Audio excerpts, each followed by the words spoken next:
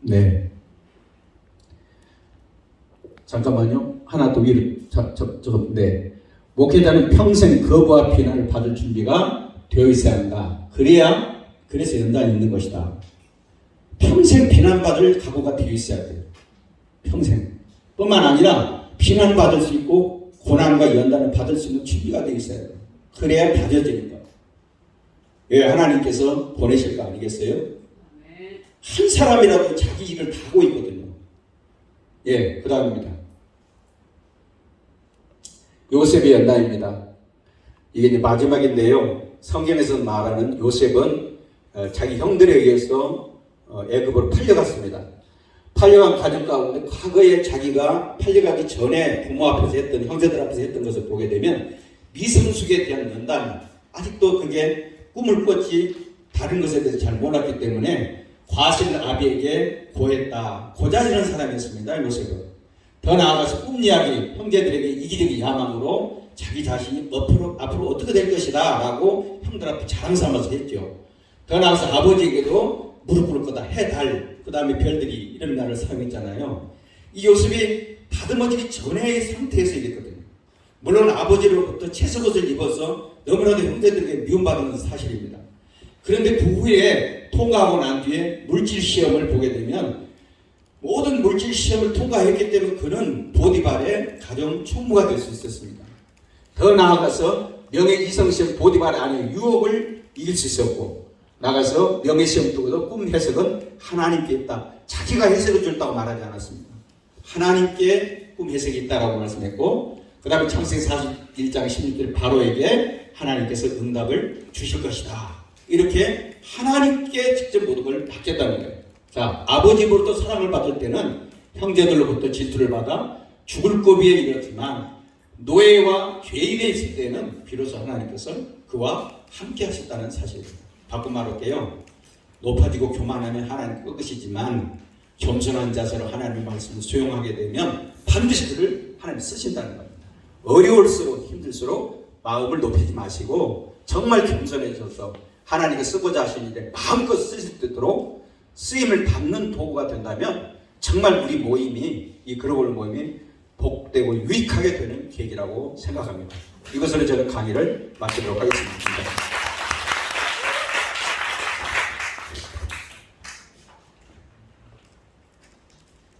교회를 중심으로 이루어졌기 때문에 종교개혁입니다.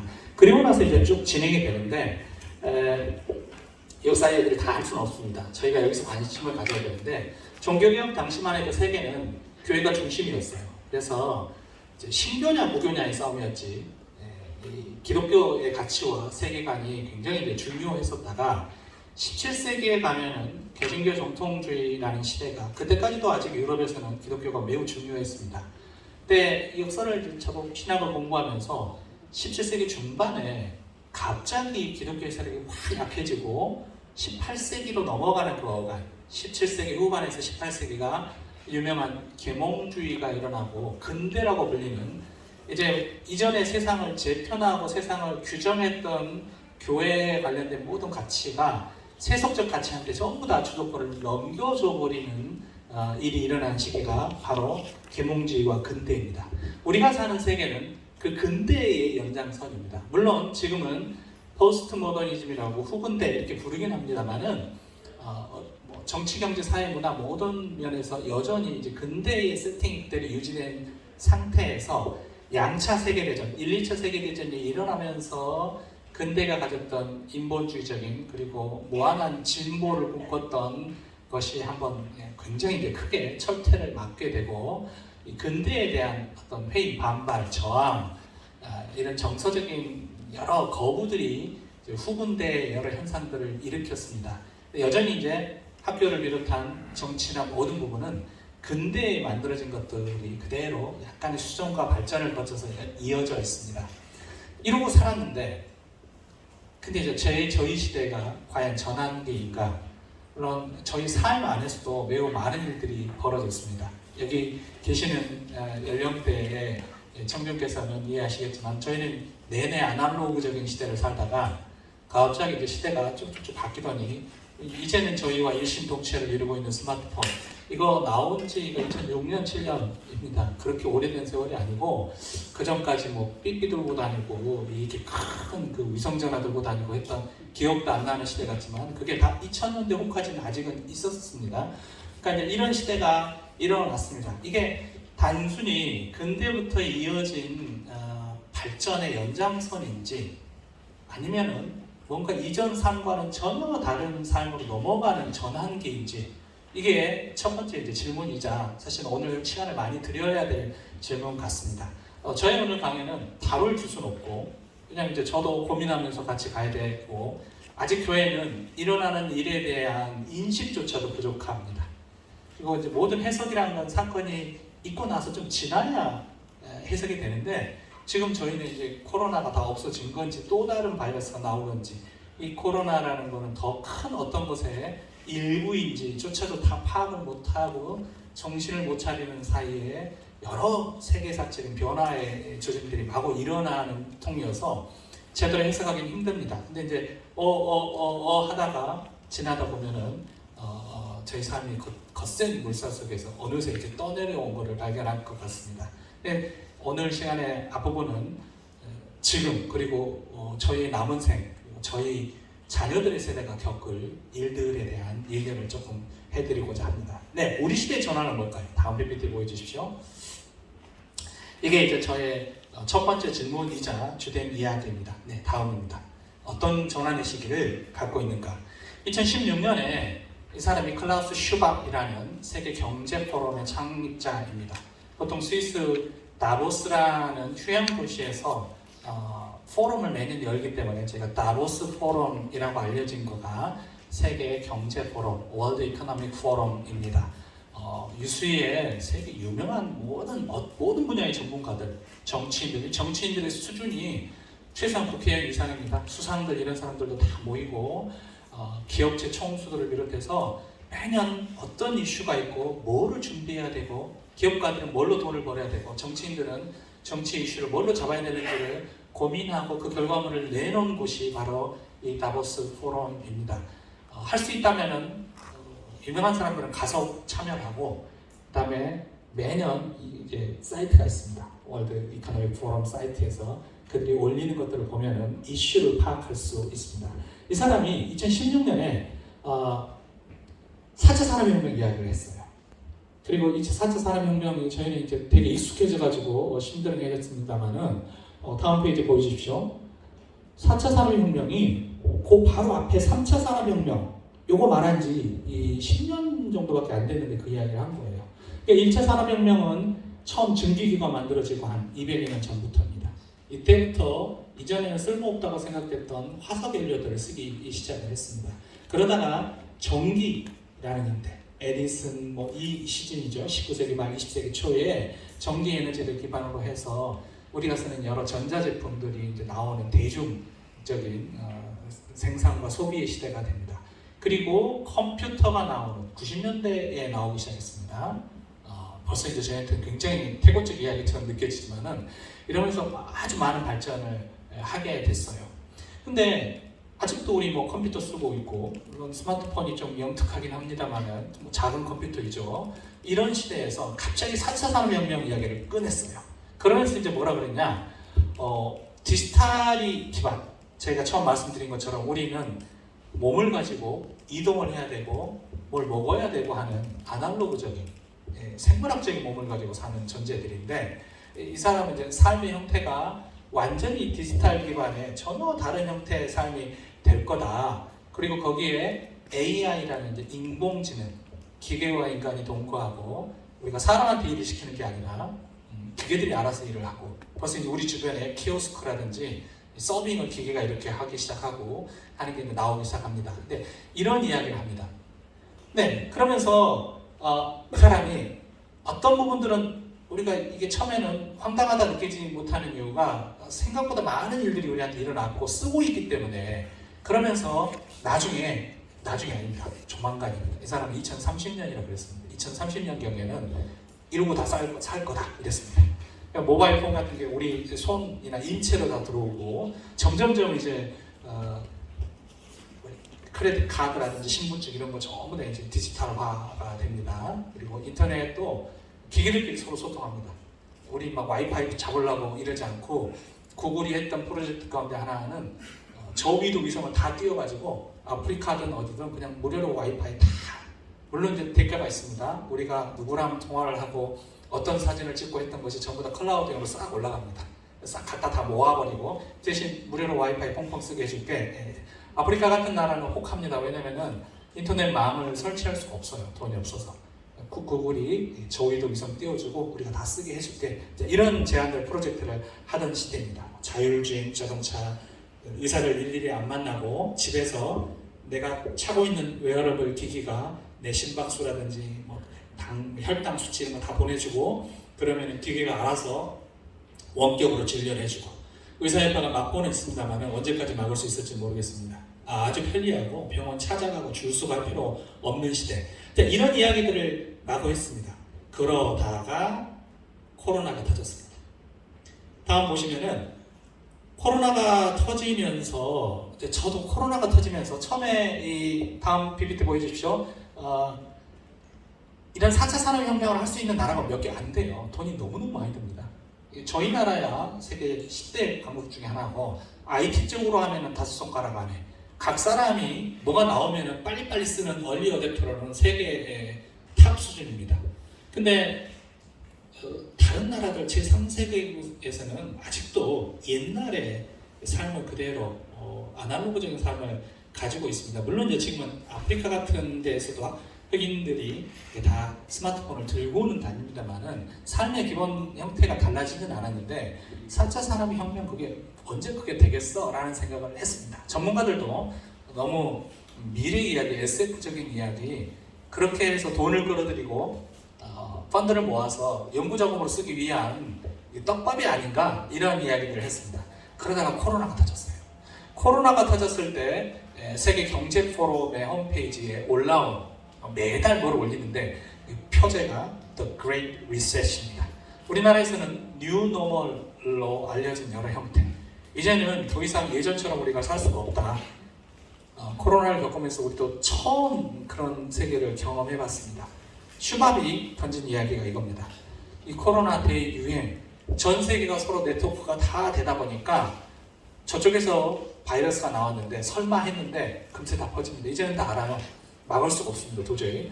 그게 다 퍼져버리고 모든 세계가 다 동원돼서 이걸 막기 위해서 끙끙대야 되는 상황. 그리고 학교도 갈 수 없고 직장도 갈 수 없고 하는 밥 먹으러도 갈 수 없고 공원 산책도 마음대로 다닐 수 없는 상황 속에서 4차 산업혁명만이 유일한 통로가 될 수 있다 라는 이야기를 한 겁니다. 4차 산업혁명 기술이 아니었다면 그러니까 저는 이제 성신대 와서 2년 동안 학생들을 못 만나고 줌으로만 강의를 했습니다. 근데 이 줌이 없었다면 어떻게 했을까?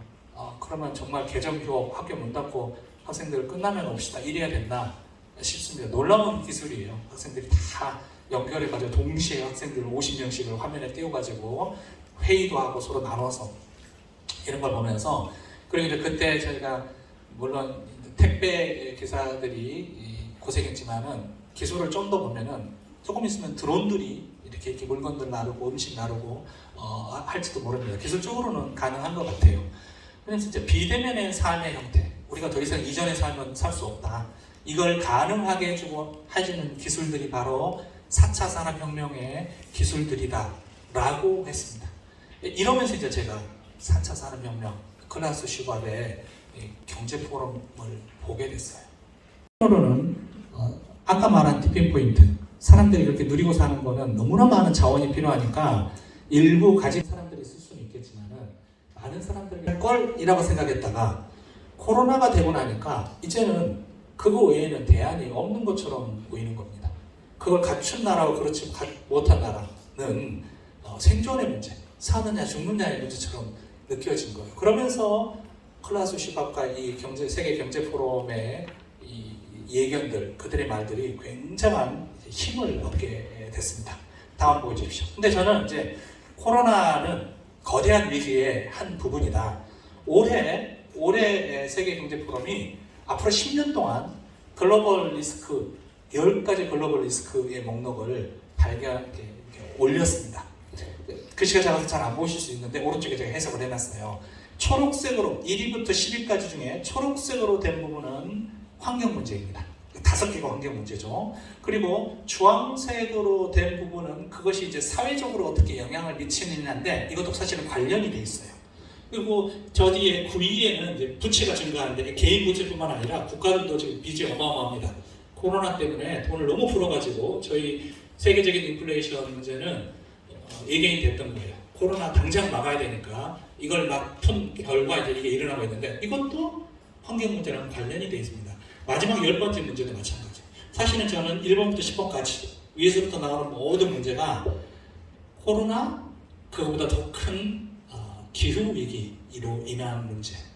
우리가 맞닥뜨려야 될 신학과 신앙을 하는 데 있어서 고려의 대상 정도가 아니라 이게 적응하느냐 아니면 그냥 받아들여야 되느냐의 문제가 바로 기후위기 문제입니다. 코로나도 왜 기후위기의 연장선이냐면은 인간이 접촉해서는 안 돼, 접촉할 필요도 없는 아주 깊은 동굴, 깊은 숲에 사는 특히 이 박쥐들 이네들이 점점점 숲을 파괴하고 그들의 생태 환경이 위협되니까 인간의 가축들을 그들이 이제 전염시키고 이러면서 연결이 된 거고 또 하나 바이러스는 사람의 생체를 거치면서 변이가 일어납니다. 다들 몰려 살고 그다음에 부자 나라들이 가난한 나라들한테 바이러스 백신 안 주고 자기들끼리만 먼저 썼잖아요. 그러니까 인도나 아프리카나 이런 나라를 거치면서 많은 사람이 거쳐가면서 변이가 생깁니다. 그거 고스란히 다시 선진국한테 오는 악순환이 계속 일어났는데 이제 이 모든 것들이 앞으로 코로나가 이 하나뿐만이 아니라 얼마나 많은 바이러스들이 N차 감염을 일으키고 이런 식의 이제 팬데믹이 계속해서 밀물 밀려오듯이 일어날지 모른다. 사실은 많은 감염학자들은 이거 시작이다라고 합니다. 어느 누구도 이거 끝나고 나면은 인류가 다시 번영하고 발전할 거다라고 이야기를 하지 않습니다. 네, 이 이야기가 다음 보여주십시오. 사실은 이제 기후위기 문제로 넘어가겠습니다. 저는 IPCC는 기후 문제가 심각하다는 것은 50년대부터 사람들이 감지했습니다. 그러니까 한 200여 년 가까이, 150여 년 가까이 석탄 완료를, 화석 재료를 막 썼습니다. 쓰고 나서 이산화탄소가 막 늘었는데 세계 인구도 어마어마해요. 인류가 있고 나서 지금 최근 100여 년 동안 사는 인류가 훨씬 수가 많을 정도입니다. 그렇게 이제 쓰고 가축, 전 세계 가축 생물의 95%는 전부 다 사람이 먹을 소, 돼지, 닭, 가축들입니다. 야생동물은 1%가 안 된다고 해요. 다 멸종하고.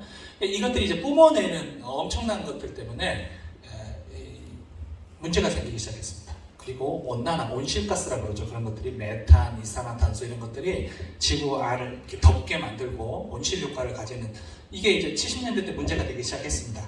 그래서 기후위기 거쳐가지고 90년대에 들어서야 IPCC라는 많이 들어보셨을 거예요. 근데 이제 정확한 약자는 이제 세계 정부들이 서로 같이 다자간으로 모여서 기후 문제에 대해서 좀 포럼을 해보자. 이거는 어느 한 나라의 문제가 아니니까라고 만든 겁니다. 그리고 이네들이 이제 Annual Report라 그래요. AR은 매년 보고서를 만듭니다. 측정을 하고 모든 과학자들이 모여서 90%가 합의를 한 사항만 올리는 거예요. 그 중에서는 이거 별거 아니야 라고 하는 과학자도 있고 진짜 심각해 이러다 우리 망해 이런 과학자도 있는데 극단적인 거 빼더라도 90%가 동의하는 내용으로만 애니얼 리포터를 5번 썼습니다. 그리고 2018년에 이걸로 끝날 문제가 아닌데 갑자기 너무 나빠졌는데 해서 특별 보고서를 썼고 작년에 6번째 보고서를 썼습니다. 구체적인 내용은 다음 보여주십시오. 다 설명드릴 수 없는데 핵심은 뭐냐면은 처음에 이제 90년에 썼을 때는 인간들이 막 번성해가지고 저희가 발전소 짓고 그다음 많은 일들이 막 자동차에서 배기가스 그다음 자기들이 가정에서 산업체에서 내뿜는 것들 때문에 뭔가 온실가스가 높아지면서 온난화의 문제가 있는 것 같은데 이제 이런 식의 생각을 하기 시작했습니다. 그래가지고 UN 차원에서 기후를 좀 조정을 해야 된다. 우리 이거 조심해야 될 것 같다라는 교토 의정서를 채택을 해요. 이거는 강제 규정이 아닙니다. 좀 우리가 나서서 좀 해보자라는 정도 이야기를 하다가 3차, 4차 보고서에서 이거 점점 안 좋아진다. 인간 활동과 관련이 되어 있기 때문에 사람들이 더 많은 것들을 쓰기 시작하면 더 나빠질 거다. 특히 여기서 이제 목표가 되는 거는 개발도상국이에요. 중국, 그러니까 그전에는 선진국이 대부분 미국이 전체 온실가스의 40%를 배출했습니다. 엄청 많이 먹고 많이 배출하고 했는데 그래도 못 사는 나라들은 한계가 있었어요. 근데 중국, 인도 이런 개발도상국들이 갑자기 발전하기 시작하면서 이 사람들도 우리도 서양인들처럼 살고 싶다라고 막 공장 짓고 하면서 과학자들이 보기에, 기후학자들이 보기에 수치가 갑자기 치닫기 시작합니다. 그러면서 이제 인간 활동사에 관련이 있다. 이 말은 이걸 줄이려면 우리가 덜 쓰고 해야 되고 일해야 된다는 걸 확실하다라고 이야기했습니다. 그리고 2014년에 인간 때문에 심각한데 지금 확실하게 행동 안 하면은 이 문제 돌이킬 수 없을 만큼 심각해졌다라고 보고서를 하고 이때 이제 소위 유명한 파리 기후 협약 선진국들이랑 좀 이런 사람들이 모여서 이제 목표치를 정하고 좀 더 분명하게 하자, 구속을 하고 벌금을 먹이자라는 방식으로 지금 이제 파리 기후 협약의 갱신 버전으로 가려고 합니다. 이때 제시했던 게 1.5도예요. 평균 온도 1.5도 하니까 체감이 안 되는데 제가 조금 이따 조금 더 무서운 시나리오로 보여드리겠습니다. 다음 거 보여주십시오. 1.5도와 2도의 차이입니다. 그러니까 조금씩 올라가고 있는데 온도가 평균 온도입니다. 이게 더웠다 추웠다 하니까 우리는 잘 체감을 못하는데 평균 온도가 올라가서 2050년까지 1.5도 그 이하로는 불가능하다고 봅니다. 열심히 노력해서 1.5도로 막거나 아니면은 2.0도로 높아졌을 때 일어난 일들입니다. 이렇게 보시면 해수면 상승도 1m 가까이 올라가게 되죠. 그리고 생물체도 엄청나게 많은 수들이 죽고 이 해양 생물체는 거의 다 파괴되어 버릴 정도입니다. 그게 미치는 영향은 제가 아직 상상도 못하고 한 번도 인류가 그런 건 경험해 보지 못했고 북극은 다 이제 물이 얼었다가 녹았다 하는 해변인데 지금도 굉장히 많이 녹아서 북극곰들의 슬픈 이야기는 여러분 이전에 들으셨지만은 이게 다 녹아버리는 거예요. 그리고 다시 얼어야 되는데 겨울이 충분히 안 추우니까 얼질 않고 지금 그래서 그쪽으로 해로를 꽝꽝 얼어 있으니까 배가 못 다녔거든요. 근데 배가 다닐 수 있으면 되게 단거리로 갈 수 있습니다. 북반구는 이 이야기가 나올 정도로 그게 되게 심각한 겁니다. 원래 얼어 있어야 되는 곳인데 이런 이제 이야기들이 나옵니다. 다음 거 보여주십시오. 네, 저는 이제 과학자들이 IPCC에서 보고서를 하고 과학자들은 자꾸 이제 데이터를 말하니까 일반 사람들이 체감을 잘 못해요. 그래서 제가 작가가 뉴욕 매거진의 작가였던 사람이 이제 쓴 책이 있습니다. 이 사람이 이대로 가면 2050년에 이 지구가 우리가 살지 못할 곳이 돼라고 하면서 나온 시나리오를 빨리 보여드리겠습니다. 첫째, 폭염. 이건 이미 저희가 이제 벌써 체감하기 시작합니다. 미국도 난립니다. 최고 온도가 35도인 나라가 거의 이제 3배치로 증가합니다. 2100년은 뭐 저희가 살아있을 시간은 아닙니다만은 그때 되면은 전 지구 인구의 4분의 3이 너무 극심한 폭염 때문에 이제 재수명에 살 수도 없고 굉장히 삶의 질이 낮아질 거라는 예견들을 하고 있습니다. 다음 거 보여주십시오. 그 다음 이제 문제는 빈곤입니다. 왜냐하면 곡물 수확량이라는 게 전 세계에서 곡물을 수확하는 곳이 어디나 다 수확하는 곳이 아니에요. 그래서 이제 기후 때문에 비가 들어오게 되고 온도가 안 맞게 되고 했을 때는 곡물 수확량이 엄청나게 줄어들고 지금 전쟁 하나 났는데 아프리카 이런 데에서 이제 심각합니다. 이 상태로 계속됐을 때에는 전부 다 이것들을 갖다 써야 되는데 남의 수입해서 써야 되는데 곡창지대라는 곳의 수확량들이 줄어들게 되죠. 이렇게 됐을 때 식량 부족 문제가 글로벌 차원에서 문제가 될 거라고 봅니다. 다음 거 보여주십시오. 바다 문제죠. 해수면의 상승 문제입니다. 그럼 이제 저희 역시 중요한 도시들이 전부 다 해안가에 있기 때문에 이 해수면 상승으로 인해서 일어날 문제는 매우 큽니다.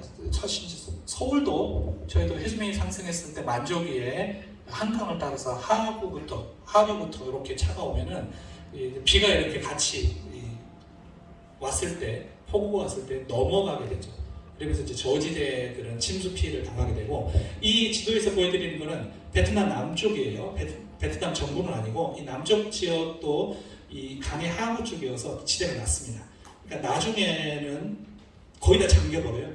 호치민시가 항구 도시가 이제 3면이 있는 항구 도시가 될 정도로 이게 잠겨버리는 모습이 굉장히 다른 데에서도 일어날 거라고 봅니다. 네, 다음. 이미 투발루나 아니면 크리바티 같은 남태평양에 있는 섬나라들이에요. 섬으로 된 나라들인데 여기는 이제 벌써 나라가 짐을 쌀 준비를 합니다. 잠겨오고 저희가 인도양에 있는 여러 발리니 이런 섬들도 다 잠길 거라고 보고 이미 많이 잠겨 있고 그런 나라들은 뭐 인구는 10,000명, 뭐 몇천 명 이런 나라라고 하긴 좀 뭐합니다만은 이런 데부터 잠깁니다. 근데 예전에 북극곰 보면서 그걸 너무 먼 이야기라고 생각했는데 저희에게 미치는 거죠. 저 태평양이나 인도양에 있는 섬나라의 운명이 이제 저희들한테도 미쳐오고 인류들이 대부분 해안 중심으로 살아요.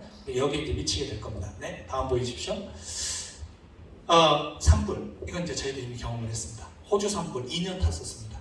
뭐 한번 불길이 산불이 나면은 1년 2년을 돌고 그 영향은 1년 2년 3년 4년 10년까지 미쳐요. 그 탄 것이 지구 전체를 돌면서 영향을 미칩니다. 캘리포니아 이런 데서도 뭐 우리나라 2배, 3배 정도를 태우고 안 꺼지고 이제 너무 건조한 기후, 땅 깊은 데까지 말라있기 때문에 이런 일들이 자꾸 일어납니다. 네, 이게 이제 일으키는 여러 문제는 굉장히 크고 산불뿐만 아니라 수많은 재난들이 기본적으로 저희한테 굉장히 일상적으로 저희도 비가 열대성 폭우처럼 이렇게 이제 쏟아집니다. 그래도 저희 나라는 이 강수를 조정을 하거나 비가 내리는 것은 어쩔 수 없지만은 홍수를 조절하는 시스템을 갖춥니다만은 그렇지 못한 나라들은 속수무책으로 중국 같은 데도 강이 큰 곳에서는 매년 그냥 마을이 통째로 다 지역이죠. 거기는 성 단위는 우리나라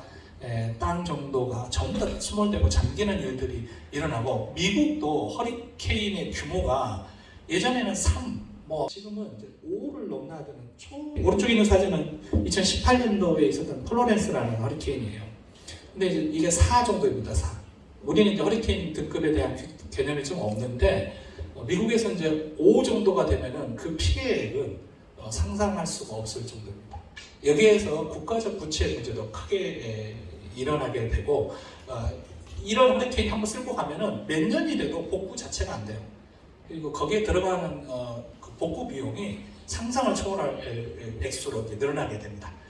네, 갈증 가뭄 문제가 이제 심각합니다. 물 부족 사태. 여기서 이제 보여드리는 이거는 중앙아시아의 우즈베키스탄 북부에 있는 아랄해라는 곳이에요. 물론 담수는 아니고 여기는 이제 영수보이긴 한데 왼쪽의 사진, 지금 사진은 이렇게 줄어버린 겁니다. 그러니까 이게 이제 밑에 있는 지하수층 자체도 같이 수량이 이제 없어지면서 빠져나가 버리고 계속해서 이제 물이 부족되면 주변에 농경지에 물을 댈 수가 없게 됩니다. 물론 식수 문제도 크고 농경지 물 문제가 커지게 되면서 고스란히 그게 수확량 자체를 떨어뜨리게 되고 삶의 질을 이제 저하시키는 문제를 야기됩니다. 이게 단순히 한 지역 문제가 아니라 시리아가 중동 지역 중에서 굉장히 좋은 나라였어요. 나름 잘 사는 나라고 체제가 잘 갖춰졌는데 시리아 내전으로 인해서 지금 유럽도 그 시리아의 난민들 때문에 유럽 연합이 흔들리는 지경의 원인이 뭐냐면은 그 가뭄이에요. 몇 년 동안 가뭄이 계속되면서 사람들이 이렇게 수확이 안 되니까 먹고 살 수가 없으니까 그 틈을 타서 IS가 내란을 일으키고 수십만 수백만들이 난민이 돼가지고 유럽으로 건너가고 유럽체가 흔들리게 되고 하는 일들이 일어나게 된 겁니다. 이게 모든 게 기후 문제랑 관련이 돼 있습니다. 네, 다음 거 보여주십시오. 바다 문제 심각하죠. 문제는 이 넓은 바다가 순환이 되면 되는데 순환 시스템이 붕괴되어 버렸을 때가 문제입니다. 그리고 산호초, 바다 생물의 4분의 3이 거기서 새끼를 낳고 알을 낳고 하는데 이 산호초에 백화 현상이 일어나서 죽어버리고 나면은 그 다음에는 이제 바다는 자정작용을 잃게 되고 이것이 미치는 영향도 저희가 상상하지 못할 수준입니다. 다음입니다. 공기질. 저희가 저도 이제 아이들 셋을 키우는데 애들이 2년 동안 마스크를 쓰고 다녔고 학교를 제대로 못 가고 집에만 있었고 하면서 무슨 문제가 이제 불거지냐면은 애들이 지능이 좋아해요. 왜냐면 뇌가 신선한 공기를 제일 많이 써야 되는데 좋은 공기를 못 마시고 특히 어린 아이들한테는 이 호흡이 굉장히 중요한데 마스크 쓰고 다니고 이러면서 마땅히 잘했을 때 이 뇌의 작용들이 현저하게 나빠집니다. 그래서 아마 이제 이후에 저희 이후 세대의 사망률은 폐질환일 거라는 추측을 굉장히 많이 합니다. 그리고 이제 공기라는 건 어디다가 돈이 있다고 살 수 있는 것도 아닌데 이 공기질의 문제가 미치는 미치는 우리도 굉장히 이제 심각해질 거라고 보고 있습니다. 네, 질병. 왜냐하면 이제 제가 코로나 이야기는 이거랑 관련돼 있어요. 저 시베리아에 있는 영구 동토층 얼어 있어야 되는데 이게 다 녹았답니다. 그러면은 그 밑에 깊은 곳에 숨겨져 있어서 아직 인류가 만나보지 못한 박테리아들, 바이러스들이 나오게 되고 그것들이 전염되는, 전파되는 경로는 금세이니까 한 번 그게 전염돼서 나왔을 때 이제 미치는 영향. 이거는 사실 이제 감염학자들은 이 이야기를 하면은 입을 다뭅니다. 너무 공포스러운 시나리오가 전개될 수 있다.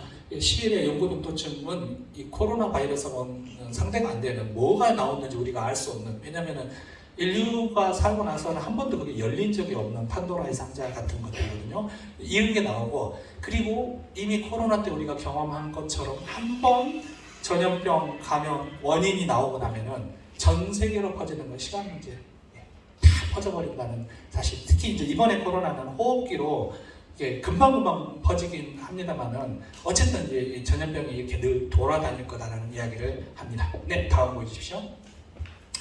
자, 이제부터 이제 이게 우리한테 미치는 영향입니다. 이건 앞에 나온 문제들을 수습하기 위해서 각국이 지불한 재정들, 그걸로 인해서 이제 우리가 누릴 수 있는 돈이 부족하고 각 개인들도 살기 위해서 애를 쓰면서 경제가 붕괴돼 버리죠. 좀 나빠졌다가 괜찮아지면 경기라는 게 내려갔다가 올라갔다가 이게 있는데 그 정도 문제가 아니라 한번 내려앉아서 도저히 다시 회복될 수 없는 지경. 이미 저희가 이제 국제 물류가 안 돌아가잖아요. 한 번도 이렇게 경험한 적이 없습니다. 왜냐하면 최근 몇십 년 동안에는 전 세계가 자유무역으로 지구 반대편에서 주문해도 일주일이면 날아오고 싸게 쓰고 하던 시스템이 붕괴됐어요. 저희는 이제 뭐 개인적인 물건을 안 쓰면 되는데 기업체를 운영하고 하시는 분들은 이게 돌아가지 않으니까 물건을 보낼 수도 없고 재료를 살 수도 없고. 약국 가보셨습니까? 약 없어요. 약이 없죠. 제약회사들이 재료 수급이 안 되니까 안 만든답니다. 그래서 평소 먹던 약들을 구할 수가 없고 기민하신 분들은 약 사재기를 이미 시작하셨더라고요. 약들을 다 사재기를 했어서 약국 하시는 분들도 다 자기들도 이런 일을 처음이라고 왜 약을 안 보내주는지 모르겠다라고 합니다. 네, 지나가시다가 약국들 한번 들려보시고 쓰시는 약이 있으면 사놔야 되나 할 정도로 이제 굉장히 경제적인 문제가 크고 지금 이제 저희가 벌써 그거를 경험해요. 앞으로 어떤 경제적인 붕괴가 일어날지 모릅니다. 네, 다음. 기후 문제 때문에 여러 가지 분쟁이 일어나는데 물 갖고 싸웁니다. 예를 들면 이게 메콩강이 여러 나라를 돌아서 캄보디아, 베트남까지 쭉 가는 건데 중국이 상류에다가 댐을 수십 개를 지어버립니다. 물을 다 가둬버려요. 자기들도 써야 되고 농경지에다도 써야 되고 이거 빼서 정수해서 생활용수로 쓰려니까 뒤에 여러 나라들, 저 메콩강에서 물고기 잡고 살고 먹고 살고 했던 거기에 보트 띄워놓고 거기 집 삼아서 살던 사람들이 수위가 이렇게 줄어서 모터보트를 움직이지 못할 정도로 수위가 줄고 이들의 생활터전이 이제 파괴되는 모습이 일어납니다. 중국이 워낙 갑질을 하니까. 근데 이게 중국에서만 일어나는 게 아니죠. 지금 우크라이나 전쟁에서도 러시아도 결국 이제 자원이 있으니까 자원 강국이 깡패 국가가 되는 나라. 이전에는 세계의 무역 시스템이 무서우니까 거기서 왕따되는 거가 무서우니까 감히 못했는데 지금 상황은 그렇지 않습니다. 우리 수출 안 해도 돼. 우리끼리 먹고 살더라도 다들 나중에 되면은 그 자원 자체가 엄청난 이제 고급 가치를 갖게 되니까 이런 문제가 일어납니다. 그래서 저희한테 닥친 현실이 매우 어렵습니다. 이제 마지막 12번째입니다. 안 좋은 이야기를 12개나 하려니까 제일 이제 염려가 되는 것. 회복할 수 있는 시스템. 아까 바다도 그렇고 경제도 그렇고 우리 개인의 삶들도 가정이 조금 빚을 졌다가 갚아가면 되고 아팠다가 회복하면 되는데 기후위기 그리고 코로나가 살짝 맛보여준 거는 이게 그 정도 차원이 아니라 붕괴돼 버리는 지점. 건강이 회복되는 게 아니라 그냥 그렇게 돌아가셔버리거나 아니면 한번 가라앉은 건강이 돌아오지 않는 지경, 후유증으로 인해서 이게 한 개인의 차원이 아니라 국가, 전 세계 글로벌한 차원으로 시스템의 붕괴가 염려되는 것. 이 기후라는 문제는 과학자들이 하이퍼 오브젝트라고 그럽니다. 초거대물이에요. 너무 거대한 문제예요. 프랑스 대혁명은 인간이 일으킨 것 같지만은 프랑스 대혁명이 일어나는 시기도 사실은 기후랑 관련된 시기입니다. 그거 이제 뒤에서 말씀을 드릴 텐데, 이런 여러 문제들 때문에 저희가 이제 맞닥뜨릴, 저희가 그리스도인으로서 한 사람으로서 교회를 일구고 사람들과 살아야 되는 시기가 이 기후 위기, 코로나로 살짝 저희가 진입한 것 같은 기후 재앙의 시대일 거라는 예측을 합니다. 다음 거 보여주십시오. 네, 이제 저는 이 이야기를 해야 될 텐데, 이런 격동, 지금 이제 한 발을 들여놓은 것 같은 이 시기에 어떻게 신앙을 하고, 또 신앙은 교회를 섬기고 하나님 나라를 말하며 살기 위한 것인데 어떻게 해야 되느냐, 이제 해야 될 일입니다. 제가 오늘 답변을 드릴 수 있는 이야기는 아닌데, 근데 하나 힌트가 있습니다. 아까 17세기 말씀드렸잖아요. 종교개혁하고 나서 저희 신조가 나오고 성경의 복음의 진리를 가지고 드디어 복음의 확신을 가지고 시작을 했습니다. 근데 100년이 안 돼가지고 모든 주도권을 인본주의한테 다 넘겨주게 돼요. 그게 17세기 일이에요. 근데 17세기에 어떤 일이 일어나냐면은 유럽에 소비강하기가 닥칩니다. 기후가 굉장히 추워져서 복식도 다 바뀌어요. 의복도. 그전에는 이 속옷을 안 입었답니다. 날이 온화해가지고. 근데 이제 속옷을 다 입게 되고, 그다음에 집도 너무 추우니까 돌로 짓게 되고 하는 일들이 일어나고, 너무 추워지는 것에 신학적 사유, 기독교가 말하는 것이 설명을 못하는 거예요. 해법도 안 주고. 그리고 17세기까지도 흑사병이 있었습니다. 흑사병에 대해서도 기독교가 줄 수 있는 답이 없었어요. 그러다가 17세기는 이제 과학의 시대가 열리기 시작했는데, 과학과 의학은 답을 주는 거예요. 원인을 제공하고 해법을 제공해요. 이러면서 세계가 이리 넘어가게 됩니다. 기도하고 예배드리고 하는 시대로부터 과학자들, 의학자들한테 어떻게 해야 되는지를 의뢰하는, 이거를 막스 웨버가 탈주술화, 세계가 더 이상 하나님께 구원을 바라고 교회에 가서 해법을 찾고 위로를 찾는 시대를 던져버리고, 이건 비이성적이고 주술적이다. 그리고 이제는 철저히 인간이 이성적으로 문제를 해결하려고 하고, 마침 과학이 자기들 생각하는 여러 문제를 해결해 줄 수 있을 것 같은 시대가 열린 시절이 바로 이 시기입니다. 자, 우리가 찾아야 될 해법은, 그래도 이 상태에서 제가 끝내면은 여러분 마음이 너무 무거우실 것 같아서 이제 고민해야 되지만, 저희도 세 가지로 제가 간략하게 줄여서 그리스도의 삼중직이라고 보통 말하는 선지자, 제사장, 왕직으로 한번 제시를 해보겠습니다. 저희는 아까 말씀드린 격동의 시대 전환기에도 여전히 우리는 하나님께 예배하고 하나님 말씀을 붙들면서 하나님이 이 구속의 역사를 이끌어 가신다는 믿음에 살았습니다. 그 본질이 바뀌지는 않을 거예요. 다만 격동의 시기에는 분명히 세상이 흔들리기 때문에 여러 가지 것들이 튀어나옵니다. 그러니까 첫 번째는 이제 신학의 이야기를 좀 해야 됩니다. 왜냐하면 세상이 이렇게 흉흉해지면 굉장히 다양한 반응이 나올 거예요. 한쪽은 이런 거 신경 안 씁니다. 무관심하게 그냥 나 혼자 잘 먹고 잘 살아. 근데 이게 이제 무시할 수 있는 수준이 아닌 차원에서 와락 달려들면 뭐가 생기냐면은 과민한 공포증이 생기게 돼요. 이때 뭐가 등장할 수 있냐면 시한부정만론 같은 아주 극단적인 컬트적이고 매우 신비적인 종교 현상들이 일어날 수 있습니다. 그래서 과학자들, 합리적이고 이성적인 사람들 국가 하는 이야기 안 믿고 유튜브 보면서 세상 종말을 이야기하면서 사람들을 흔들어 놓고 하는 일들이 일어날 겁니다. 더군다나 이제 우리는 SNS 시대, 공적인 시스템이 붕괴되고 각자 자기들이 믿고 싶은 것을 믿는 확증 편향의 시대가 열려버렸기 때문에 그런 식의 일들이 일어날 가능성이 굉장히 큽니다. 그래서 기후위기의 여러 현상들, 아까 말씀드린 일들이 닥치고 우리의 삶의 조건들이 굉장히 안 좋아졌을 때 해야 될 거는 이 역사도 하나님이 끌어가시는 구속 역사, 계시록에서 나오는 여러 일들이 하나님의 손 바깥에 있는 일이 아니라 하나님이 결국 마지막을 위해서 하시는 일이라고 과도한 두려움을 벗어나려고 노력을 해야 됩니다. 그러면서 인간들이 저질러 놓고 인간이 수습하려고 그러고 하는 여러 인본주의 사회, 아까 제가 주도권이 세상으로 넘어갔다 그러지 않습니까? 그 이후로 왔던 인본주의적이고 인간 중심적인 사고에서 우리가 하나님을 역사의 주인으로 인식을 하고 우리에게 닥친 일들을 이해하려고 노력하는 관점을 바꾸려고 굉장히 노력을 해야 될 겁니다. 그래서 이제 이때야말로 신학의 시간, 일어나는 사건들을 수습할 수 있는 시간은 IPCC 보고서로는 늦었다예요. 이제 늦었답니다. 갑자기 그냥 모든 사람들이 다 전기 안 쓰고 이러지 않는 한 그럴 리가 없잖아요.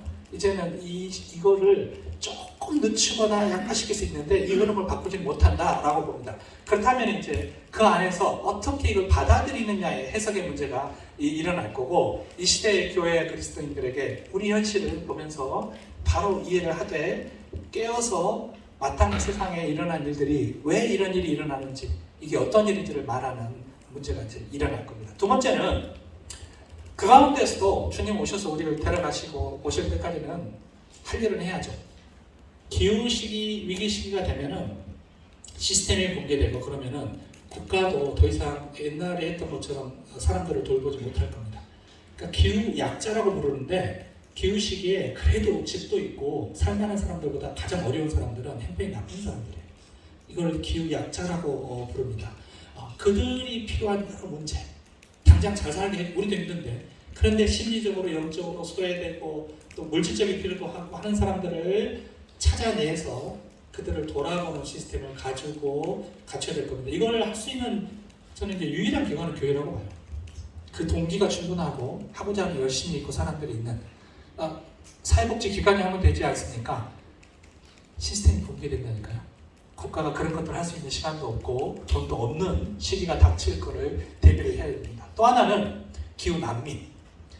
기후 위기 문제가 됐을 때, 해수면이 올라갔을 때 이 동남아시아 쪽에서만 해도 약 10억 명 정도의 기후 난민이 생길 거라고 합니다. 이 사람들이 다 살겠다 하고 중국, 우리나라 이쪽으로 올라오고 이미 있던 사람들은 가족들을 데려오려고 했을 때 우리 주변에 그들을 돌아볼 수 있는 시스템이 필요하고 선교 전략도 바뀌어야 되지 않느냐라는 생각을 합니다. 또 하나 이제 우리가 사는 이 삶들에서도 회개가 좀 필요한데, 자본주의 욕망, 쓰고 싶은 거 다 쓰고 대가가 반드시 있는데, 이런 모든 삶의 양식을 좀 결별하고 기독교 가치에 부합하는 삶이 뭔지를 같이 고민을 해야 될 것 같습니다. 물론 쓰레기 배출 줄이고 재활용하고 하는 것도 맞지만 더 큰 그림에서 이걸 줄 수 있는 건 신학의 역할입니다. 신학이 이 세계, 하나님이 지으신 창조 세계, 이것의 질서, 이 가운데 우리가 어떻게 살아야 되는지, 이런 모습들을 고민하고 고기를 먹어야 되는지 말아야 되는지, 이 고민이 아니라 고기를 먹을 수 없는 시기가 올지도 모르겠어요. 근데 이렇게 됐을 때 이 삶을 같이 고민해야 되고, 또 이게 법과 제도를 바꿔야 되고, 입법 운동도 해야 되고, 청원도 해야 되고, 서로 연대해서 그런 이야기도 나누는 일들이 계속 일어나야 될 것 같습니다. 그리고 마지막 이야기는 기후위기 이면에는요, 있는 사람들만 쓰고 선진국들이 다 저지르는 거예요. 그리고 이제 와서는 야야야 너무 문제가 크다, 야 개발도상국 니네는 좀 여기 발전 좀 하지 말아라. 그러니까 중국을 비롯한 인도 개발도상국들이 니들은 쓰고 싶은 거 다 쓰고 발전해놓고 우리한테 쓰지 말라, 우리도 할란다 하고 하는 거예요. 또 우리 역시 전기 사용량을 보면 있는 사람과 없는 사람 사이에 격차가 얼마나 큰지 모릅니다. 이 뒤에는 정의의 문제가 있어요. 이 자유주의, 그 다음에 신자유주의, 이 자본주의적 질서 안에서 이것들이 얼마나 악한지에 대한 지적을 우리가 해야 됩니다. 들을지 모르겠지만. 그리고 이 정의의 문제로 통곡하는 사람들 앞에서 우리는 어떻게 하나님 나라의 백성으로 살 것인지에 대한 이야기를, 고민을 어떻게 해야 되는지 저도 참 어렵습니다. 왜냐하면 이런 고민을 안 하고 살았고, 교회 키우고 성도들 모으고 예배 잘 드리고 이것만 고민하고 살았는데, 이제 우리가 꿈꾸고 살고 당연하다고 여겼던 것들이 더 이상 가능하지 못하는 시기는 분명히 올 거라고 봅니다. 기독교 예언자로서 하는 이야기 아니라 세계 모든 전문가들이 다 그렇게 이야기를 합니다. 자, 잠깐 머물다 가겠죠. 순례자입니다. 그러나 저는 이 문제를 제 자녀들 때문에 들여다봤어요. 우리 아이들이 살아야 될 다음 시기에 대한 답답함이 있습니다. 그리고 어쩌면 이 아이들한테 마지막 남길 수 있는 건 회개, 미안하다, 진짜 미안하다 라는 말밖에 못할 수 있겠다. 그리고 또 하나는 제가 가르친 청년들한테 비록 그럴지라도 너희가 사는 시기가 우리가 살던 시대하고 전혀 다른 시대일지라도 하나님 앞에 소망 가지고 하나님 바라보면서 서로를 돌아보고 사는 삶들이 같이 있다라는 것을 가르치려고 애를 씁니다. 이 세상이 좋아질 거야, 기후 문제가 없어질 거야, 이 말은 도저히 못하겠어요. 그렇게 될 문제는 아닙니다. 네, 이제 제가 마무리하겠습니다. 위기는 위기입니다. 그리고 저희가 체감해요. 벌써 체감합니다. 근데 문제는 이게 이제 시작이 되는 거예요. 이게 보통 기후학자들이 개구리 비유를 합니다. 비커에 개구리를 넣고 불을 막 끓이기 시작했어요. 서서히 달궈지니까 그 안에 이렇게 따뜻해질 때까지 가만히 있답니다. 뜨거운 물에 넣으면 활짝 튀어나오는데 나중에 실제는 안 그런다는데 삶아서 죽을 때까지 가만히 있는 것처럼 저는 이제 불이 켜져서 뜨뜻해지기 시작하는 시점일지 모르겠어요.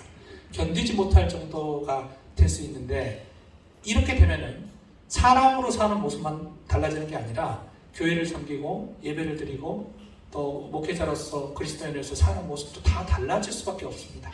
처음 말씀드린 신학의 매트릭스는 우리가 사는 세상과 연동되어 있어요. 우리는 그 안에 살고 있기 때문에 여기서 어떻게 하나님의 진리를 이해하면서 살아갈 수 있는지 이게 우리 앞에 닥친 거고 아마 지혜를 다 모아야 되지 않을까라는 생각을 합니다. 어려운 도전을 여러분 앞에 남겨드리고 저는 강의를 마치겠습니다.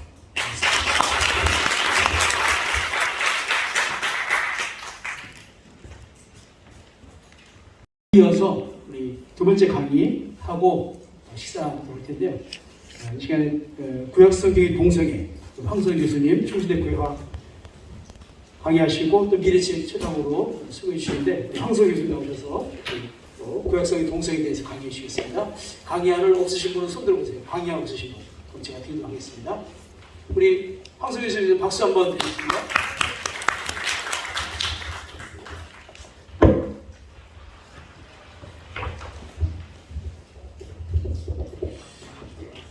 예, 우리 윤영철 교수님께서 아주 어떻게 보면 거대 담론, 큰 지금 이제 주제에 대해서 다루어 주셨습니다. 저는 이 시간에 제가 뭐 구약 교수이기 때문에 구약 말씀에 대해서 좀 강의를 하려고 그러는데 사실 오늘 정말 유익한 시간이었던 것 같아요. 첫 시간에 윤 교수님 지금 저도 사실 많이 배웠는데 여러 가지 기후라든지 우리가 지금 당면한 그런 커다란 문제에 대해서 이렇게 저희들이 좀 많이 알 수 있는 그런 시간이었고 저는 지금 우리 교회가 사실 지금 이 시대에 아주 지금 딱딱한 어떻게 보면은 뭐 먼 미래가 아니라 지금 당장 당한 문제 그리고 우리가 좀 싸워야 되는 문제는 뭐 여기는 여러분들 너무나 잘 아시겠지만 지금 차별금지법, 평등법이라고도 불리죠. 그런 법이 계속해서 제정되는 것이 시도되는 것에 있어서 우리 기독교에서 지금 최전방에서 계속 막아가고 있는 상황입니다. 뭐 어떤 사람들은 비관적으로 얘기를 하기도 합니다. 뭐 계속 막아가다가 결국은 뭐 제정될 거 아니냐 이렇게 비관적으로 얘기하지만 우리는 그렇게 뭐 비관적인 그런 시각에 뭐 우리가 뭐 설득당할 필요는 없고요. 끝까지 많은 사실은 이제 선진국에서는 서구 선진국은 차별금지법, 평등법이 이미 다 통과가 됐고 그 후폭풍이 어떤 것인지는 우리가 지금 보고 있죠. 뭐 너무나 많은 뭐 당연히 동성애자들이 이제 늘어나는 것은 너무나 당연한 것이고 교육이 완전히 망가지는 거죠. 차별금지법, 평등법이 통과된 나라는 동성 성행위도 이성이나 마찬가지로 또 하나의 어떤 그 성적 행위로 인정을 하기 때문에 어린이, 청소년에게도 그것이 그대로 교육이 되는 거죠. 그렇기 때문에 사실은 우리 기독교 교육, 기독교 가치관을 아주 붕괴시키는 우리가 뭐 많은 사람들이 차별금지법 하면은 차별을 금지하는 거니까 좋은 법이 있다 이렇게 생각을 하고 잘 모르니까요. 많은 기독교인들도 차별금지법 제정 찬성 이런 입장에 있지만 사실은 우리 기독교 입장에서는 거기에서 이제 그 독소 조항이 이제 엄연히 존재하고 있기 때문에 우리가 뭐 앞장서서 막고 있습니다. 그래서 사실 이제 차별금지법을 반대하는 이유가 사실은 이제 그 차별금지법은 그 포괄적 차별금지법이라고 그러죠. 여러 가지 포괄적인 거 아니냐 뭐 그렇게 얘기하는데 우리도 당연히 뭐 성경에도 차별하지 말라는 얘기가 있고요. 그래서 차별하는 것 자체는 당연히 우리가 막아야 하는 것이죠. 그런데 이제 성경의 진리를 훼손하는 그런 우리 기독교 가치관을 훼손하는 그런 요소들이 있기 때문에 차별금지법을 반대하는데 그 핵심적인 것이 지금 차별금지법 입법 제한된 것들은 동성애를 지지하는 그런 이제 그 법률로 지금 제한이 됐기 때문에 우리 기독교에서 반대를 하고 있고요. 기독교에서 왜 동성애를 반대하냐 이렇게 질문한다면요, 가장 뭐 단도직입적으로 얘기하면 성경에서는 동성애를 죄라고 분명하게 말하고 있기 때문에 우리는 동성애를 반대한다 이렇게 얘기합니다. 제가 이제 교회에서 뭐 청년부도 섬기고 있고 뭐 중고등 학생들한테도 제가 좀 얘기를 들으니까 이런 학생들이 의외로 있더라고요. 아니 목사님, 차별금지법 차별을 금지하자는데 왜 이렇게 그 교회에서 반대를 합니까? 그리고 그 성소수자들의 인권을 우리가 존중해 줘야 되는 거 아닙니까? 교회에서는 약자를 보호하고 약자를 존중하자고 그렇게 가르쳤으면서 성소수자들의 인권을 존중해야 하는 거 아닙니까? 이제 이런 질문을 제가 실제적으로 받았습니다. 그러니까 저희 젊은이들이 사실은 우리 기독교에서 차별금지법을 반대하는 이유는 성경에서 분명히 동성애가 죄라고 얘기하기 때문에 반대하는 것인데 사실 그것은 잘 생각하지 못하고 일반 사회에서 뭐 성소수자, 약자를 보호한다 이제 그 얘기만 듣고 이제 여기에 대해서 질문을 던진다라는 거죠. 그래서 사실은 우리가 이제 이 시대에 성경에서 동성애를 이제 죄다라고 얘기하는 것, 하나님이 싫어하는 것이다라고 얘기하는 것에 대해서 우리가 보다 더 선명하게 이제 교회에서 가르쳐야 되겠습니다. 뭐 청소년, 청년뿐만 아니라 장년들도 마찬가지죠. 제가 조금 더 구체적으로 지금 사실 턱밑까지 왔죠. 지금 우리가 뭐 이제 이번에는 통과시키려고 하는 또 그룹에서는 뭐 이번에 아주 전력으로 지금 통과시키려고 하는 것 같은데 조금 더 구체적으로 이 차별금지법을 반대하는 이유는 지금 차별금지 법안에 보면 두 가지죠. 성적 지향 그리고 성별 정체성에 따라 차별할 수 없다. 사실 이것이 이제 독소조항이라고 하는 것입니다. 성적 지향. 이 성적 지향이라는 것은 이런 거예요. 나는 이성애자다. 나는 동성애자다. 그리고 어떤 사람들은 나는 양성애자다. 나는 동성애도 좋고 나는 양성애도 좋고 나는 뭐 이성애도 좋고 그러니까는 자기의 어떤 그 성적 지향 내가 추구하는 것에 따라서 차별할 수 없다. 그리고 성별 정체성에 따라서 차별할 수 없다. 이런 거죠. 뭐 트랜스젠더 쉽게 말하면 나는 남자인데 나는 사실은 생물학적으로는 남자인데 나는 여자야. 그래서 내가 수술을 뭐 이렇게 했습니다. 그래서 성을 바꾸는 것. 자, 이런 것 가지고도 차별할 수 없다. 그런 걸 다 존중해줘야 된다. 라는 것입니다. 우리 이제 교회에서 차별금지법에 대해서 이렇게 반대하는 이유는 사실 이게 교회는 말하자면 진리를 선포함에 있어서 재갈을 누리는 법입니다. 차별금지법이 통과가 되면 이러한 성적 지향, 성별 정체성에 따라서 차별을 하는 이게 기준이 어떻게 되냐면 듣는 사람이 내가 여기에 대해서 상처를 받았다. 내가 불쾌감을 가졌다. 예를 들면 목사가 동성애는 죄다라는 성경의 진리를 선포했는데 그 중에 동성애자가 있었던 거예요. 그러면은 차별금지법이 통과가 되면 그것에 대해서 만약에 제소를 했다가 내가 좀 목사의 저 설교로 인해서 내가 이제 상처를 받았다, 내가 불쾌감을 가졌다라고 제소를 하게 되면 그것이 이제 법적인 프로세스를 밟게 된다는 것입니다. 그런데 이미 차별금지법이 통과가 된 서구 사회를 보니까 판례를 보니까 그렇게 된 경우에는 이제 그렇게 설교한 목사들이 실제로 뭐 상당한 액수의 벌금을 낸다든지 실제로 기소까지 된 경우도 있고요. 그러니까 뭐 목사가 설교하는 것은 그거는 뭐 그런 것 가지고 어떻게 뭐 법적으로 처벌을 받겠어? 그렇게 얘기는 하지만 실제적으로 보니까 이미 서구 판례에서는 그렇게 그 법적인 그 과정을 다 절차를 밟았고 또 이제 징계를 당했고 그리고 지금 사실 저희 그 조항에서 제가 좀 봤더니요, 그 액수가 제가 지금 상당합니다. 그것으로 인해서 손해배상 청구 액수가요 상당해요. 그래서 우리가 이럴 수 있잖아요. 목사님들이 나는 그거 선포해요. 자, 한 번 선포했습니다. 동성애에 대해서 성경 그대로 이것은 악이다, 하나님이 싫어하는 거다, 죄다라고 선포했는데 거기에 대해서 이제 고소가 들어가면 손해배상 청구액이 나올 거 아닙니까? 그 액수가 이제 어마어마한데 2번, 3번, 4번 계속 들어온다. 그러면 액수는 점점 커지는 것이다. 그러니까 감당할 수 없는 그런 액수라는 거죠. 그래서 사실 실제적으로 지금 우리가 이 차별금지 평등법 이게 얼마나 큰 거겠어? 이렇게 우리가 지금 방심할 때는 아니다라는 것. 그리고 두 번째는 아까도 얘기했듯이 이 교육을 완전히 망가뜨립니다.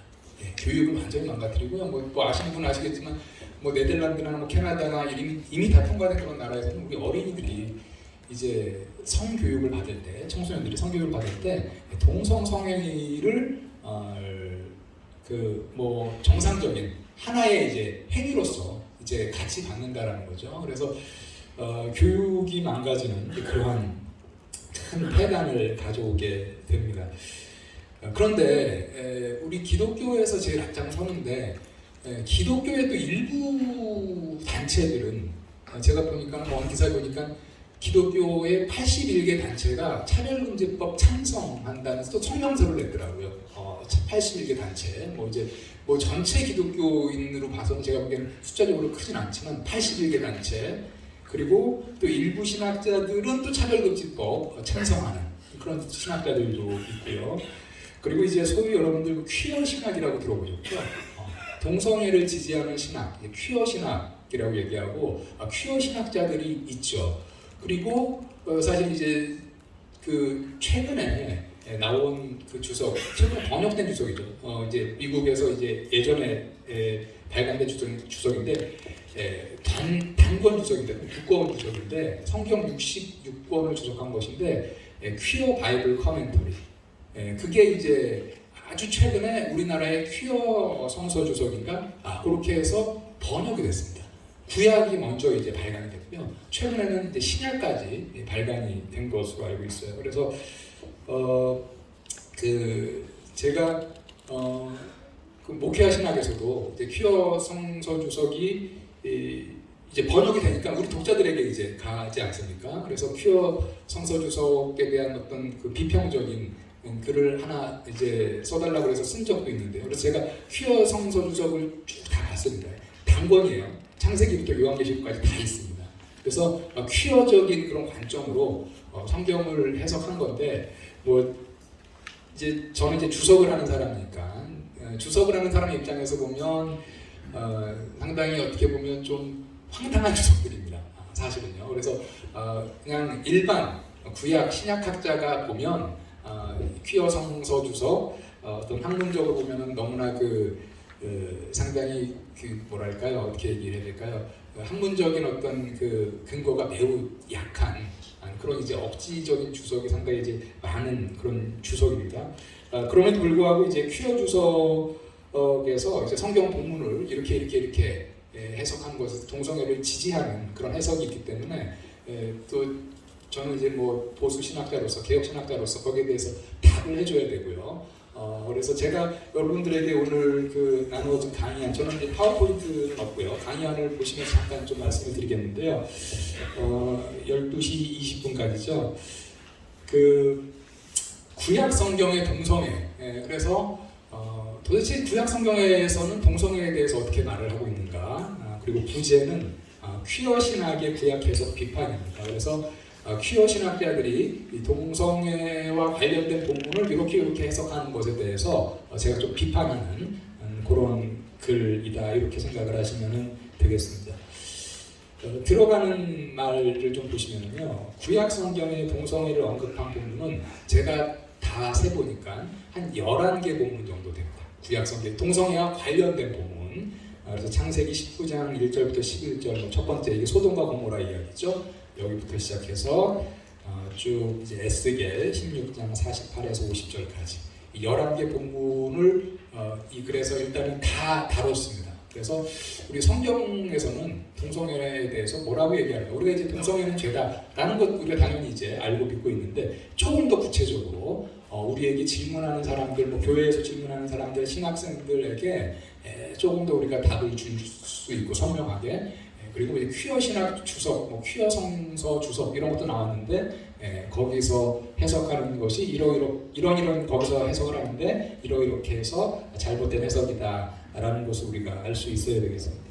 퀴어 신학의 구약 해석을 잘 보여주는 책은 2006년에 발견된 더 퀴어 바이블 커멘터리로서 이 책은 베린 게스트 외 3명의 퀴어 신학자들이 편집하였고 다수의 퀴어 신학자들이 참여하여 구약과 신약 66권에 관해서 주석한 것입니다. 저는 이 글에서 이 동성애 관련한 구약 본문들 퀴어 신학자들이 어떻게 해설하는지 그걸 비판하고 뭐 퀴어 신학자들의 비판뿐만 아니라 그 본문 자체의 의미가 무엇인지 제가 말씀드리고 퀴어 신학자들의 그 왜곡해서 해석하는 것에 대해서 그 논지를 좀 비판하도록 하겠습니다. 먼저 그 창세기 본문부터 우리가 좀 보겠는데요. 소돔의 동성애 제가 쭉 읽어나가면서 뭐 강의를 진행하도록 하겠습니다. 동성애에 관한 구약의 첫 번째 본문은 타락의 상징으로 잘 알려진 소돔의 동성애를 기록한 창세기 19장 1절부터 11절입니다. 구약의 첫 번째 책인 창세기에 수많은 동성애자들이 있는 소돔이 기록된 것을 볼 때에 동성애의 시작은 고대로 거슬러 올라감을 알 수 있습니다.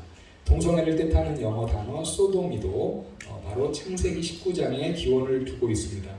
창세기 19장 1절부터 11절의 내용은 이렇습니다. 어느 날 사람의 모습, 남자의 모습으로 나타난 2명의 천사가 소돔에 나타나자 소돔에 거주하던 롯이 그들을 자신의 집에 손님으로 맞이하고 음식을 대접합니다. 그런데 그 천사들이 잠을 자기 전에 소돔의 백성들이 롯의 집을 에워싸고 롯이 맞이한 2 남자를 내어놓으라고 말합니다. 이때 그 집을 둘러싼 소돔의 백성들은 노소를 막론하고 원근에서 다 모인 소돔인들이라고 기록한 것. 창세기 19장 4절은 소돔 땅에 동성애가 얼마나 편만하게 퍼져 있었는지를 보여줍니다. 개역개정에서 소돔의 백성들로 번역된 히브리어 안쉐 소돔은 직역을 하면 소돔의 남자들 이렇게도 번역을 할 수가 있습니다. 롯의 집을 둘러싼 소돔인들은 롯에게 말합니다. 오늘 밤에 내게 온 사람들이 어디 있느냐 이끌어내라. 우리가 그들을 상관하리라. 여기서 이제 상관하리라는 말은 히브리어의 야다로서 그 원뜻은 알다인데 이 야다가 문맥에 따라서 성교 혹은 동침을 의미할 수 있습니다. 바로 이 본문에서는 이제 성교의 의미로 쓰였습니다. 히브리어 야다가 성교 혹은 동침의 의미로 쓰인 대표적인 예는 창세기 4장 1절입니다. 아담이 그의 아내 하와와 동침하며 하와가 임신하여 가인을 낳고 그래서 이제 동침함으로 번역된 것이 바로 알다를 의미하는 히브리어 야다입니다. 이러한 소돔 사람들의 악한 요구에 롯이 자신의 손님인 이 2 사람들에게 아무 일도 하지 말 것을 말합니다. 그러자 그들은 롯을 밀치고 문을 부수려고 합니다. 이때 사람의 모습으로 온 천사들이 롯을 집 안으로 끌어들이고 천사들의 초자연적인 능력으로 문 밖의 소돔인들의 눈을 멀게 하였습니다. 이후 소돔 땅은 고모라와 함께 하나님의 유황과 불의 심판을 받게 됩니다. 자, 이제 동성애를 지지하는 그런 이제 리버럴한 신학자들 중에서도 일부죠. 그런 학자들이 이제 이 소돔과 고모라, 명확한 이제 하나님이 이제 동성애가 편만한 그 땅을 이제 불과 유황으로 심판을 했는데, 거기서 이제 동성애를 주장하는 입장에서 성경을 해석하는 자들이 이 해석하는 가장 큰 그 이제 주장 중에 하나가 소돔의 죄는 동성애가 아니라 집단 성폭력이다. 이런 얘기를 좀 합니다. 그 얘기를 제가 조금 적었습니다. 소돔인들이 롯에게 손님으로 온 2 사람을 내어놓으라는 요구에 롯은 그들에게 이런 악을 행하지 말라고 말합니다. 마이클 칼드는 이와 관련해서 일방적인 성폭력과 합의하에 갖는 동성애를 구분할 것을 주장합니다. 즉 창세기 19장은 폭력으로 동성애를 강제하려 한 것을 기록한 것이지만 그것은 잘못이다. 폭력으로 하는 건 잘못이지만 서로 간에 합의하에 동성애를 나누는 것은 악이 아니라는 것입니다. 그러나 창세기 19장을 언급한 성경의 다른 본문들을 살펴보면 롯이 말한 소돔 사람들의 악은 단순히 집단 성폭력을 말하는 것이 아니라 동성애를 포함하고 있음을 알 수 있습니다. 우리 개혁 신학의 성경 원리 중에 가장 대표적인 것이 이제 성경으로 성경을 해석한다. 이런 어떤 논란이 나왔을 때 그럼 보자. 성경의 다른 본문에서는 이 본문에 대해서 어떻게 해석하는지 보자라는 거죠. 에스겔 16장 49절과 50절에서는 소돔의 죄를 이렇게 말을 합니다. 내 아우 소돔의 죄악은 이러하니 그와 그의 딸들에게 교만함과 음식물의 풍족함과 태평함이 있음이며 또 그가 가난하고 궁핍한 자를 도와주지 아니하며 거만하여 가증한 일을 내 앞에 행하였음이라. 그러므로 내가 보고 곧 그들을 없이 하였느니라. 이 소돔의 죄에 대해서 많이 언급합니다. 교만함이 있었고 음식물의 풍족함, 태평함, 가난하고 궁핍한 자를 도와주지 아니함, 거만함, 그리고 가증한 일을 내 앞에 행했다. 이런 말을 해요. 제가 볼리체로 저기다 적어놨는데요. 위 본문에서 화자인 여호와는 소돔의 여러 가지 죄 중에 가증한 일이 무엇인지 구체적으로 밝히지는 않습니다. 창세기 19장 1절부터 11절에 기록된 소돔의 죄는 다른 죄가 아니라 소돔에 퍼져 있는 동성애와 소돔 남자들이 롯의 집에 방문한 두 사람에게 강제적인 동성애를 요구한 것입니다.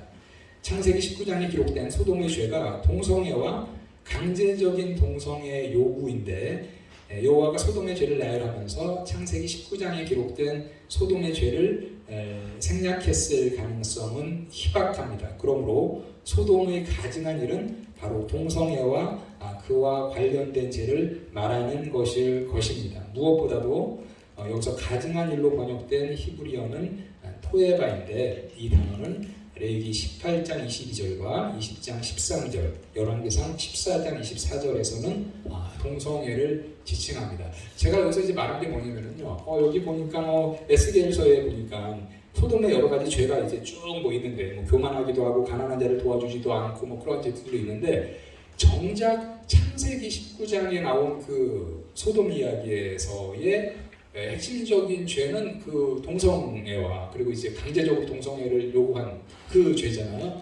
근데 이제 나머지에서는 그런 것을 전혀 언급하고 있지 않습니다. 그러니까 성경 본문에서 말하고 있는 죄를 쭉 소돔의 죄를 언급하면서 생략할 가능성 거의 없고 가증한 일이라는 것을 지금 기록해놨다라는 거죠. 이 가증한 일, 히브리어로 토에바라고 얘기하는데요. 근데 이제 동성애를 지지하는 학자들은 이거 없지 않느냐, 동성애라는 말이 없지 않느냐. 근데 지금 가증한 일로 표현해놨다라는 것이고, 그리고 이 토에바라는 말은 이제 성경 구약에 보니까 동성애를 지칭하는 그런 용어로 많이 쓰였다라는 거예요. 레위기 18장 22절에 보면 너는 여자와 동침함 같이 남자와 동침하지 말라. 이는 가증한 일이니라.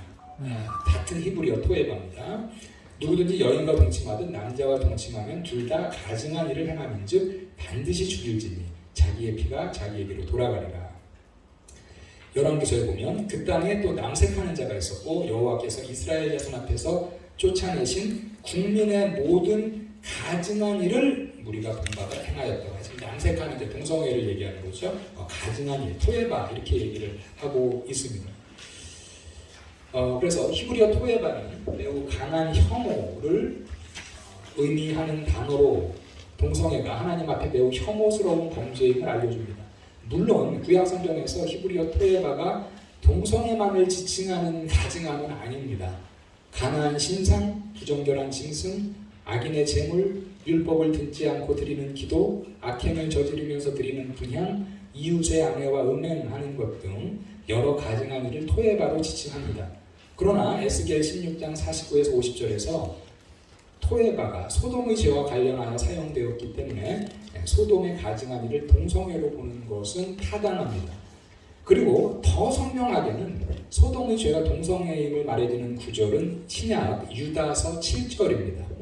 소돔과 고모라와 그의 이웃 도시들도 그들과 같은 행동으로 음란하며 다른 육체를 따라가다가 영원한 불의 형벌을 받음으로써 거울이 되었느니라. 여기서 다른 육체를 따라의 의미는 정상적인 이성의 육체가 아닌 동성의 육체를 쫓는 것을 의미합니다. 유다서 7절에서는 소돔의 음란한 동성애가 불의 형벌의 원인이었음을 말합니다. 결론적으로 소돔의 죄를 언급한 에스겔 16장 그리고 유다서 7절 그리고 동성애를 가증한 일 토해바라고 일컬은 레위기 18장 22절 20장 13절 열왕기상을 고려하면 창세기 19장 1절부터 11절의 소돔의 죄는 단순히 강제적인 성폭력을 의미하는 것이 아니라 동성애를 포함하고 있다라는 것을 알 수가 있습니다. 그러면 동성애 금지 명령이 있습니다. 동성애를 율법으로 기록한 구절은 위에서 언급한 레위기 18장 22절과 레위기 20장 13절인데요. 이 율법서에 딱 동성애 금지가 이제 두 번 나온다는 거죠. 이 두 구절은 구약에서 동성애를 행하는 죄의 무거움을 말해줍니다. 레위기 18장은 이집트를 탈출해서 약속의 땅 가나안으로 향하는 이스라엘 백성에게 가나안 땅에 들어가서 가나안의 풍속을 따르지 말 것을 명령한 부분입니다. 레위기 18장 22절에서는 가나안의 풍속인 동성애를 따라 행하지 말 것을 명령한 것인데 이 명령문은 히브리어 부저 로와 동침하다를 의미하는 동사 샤카브의 미완료형이 결합된 구조로 절대적인 금지를 나타내는 구문입니다. 히브리어 로와 미완료 동사의 결합은 히브리어 금지 명령 중에서도 영구적 금지를 암시하는 강한 금지 명령문으로 10계명에서 뭐뭐 하지 말라의 계명들이 이 구조를 갖고 있습니다. 히브리어 원문의 문장 순서를 보면 일반적인 금지 명령문의 순서와 달리 문장 맨 앞에 낭자와 함께 히브리어로는 베트 자카르가 위치해 있어서 여자가 아닌 남자와 함께 동침하는 것의 가증함을 강하게 강조하고 있습니다. 동성애와 같은 가증한 죄가 가져올 결과에 대해서 레위기 18장 29절에서는 가증한 행위를 한 자는 백성 중에서 끊어질 것이다 라고 경고를 하고 있습니다. 레위기 20장 13절 역시 동성애가 매우 무거운 죄임을 말해줍니다. 레위기 20장은 반드시 죽어야 하는 죄의 목록입니다. 여기에 속하는 죄로는 자신을 몰래에게 바치는 인신제사, 접신한 자와 박수무당을 따르는 죄, 부모를 저주하는 죄, 남의 아내와 간음하는 죄, 어머니와 동침하는 죄 이러한 죄들이 있는데 이 목록 가운데 13절에 동성애가 포함된 것입니다. 그러므로 13절 하반절에서는 동성애를 행한 자를 반드시 죽일지니 자기의 피가 자기에게로 돌아가리라고 하고 기록하고 있습니다.